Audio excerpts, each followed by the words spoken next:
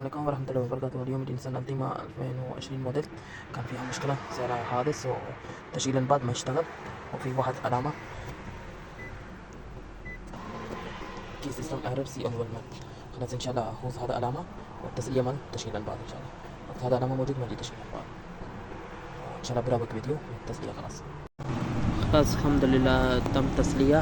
يجي قبل وارنينج مال اي كي سيستم ايرور. خلاص الحمد لله تحت سيارة خلاص اشتغل سيارة تشغيل الباب اشتغل. قبل كان في مشكلة ما يشتغل تشغيل الباب وفي علامة موجودة. خلاص الحمد لله. موقع محل مفاتيح في البريمي جم جميرة ستوديو سوق صناعية. أي شيء استفسار تواصل معي واتساب.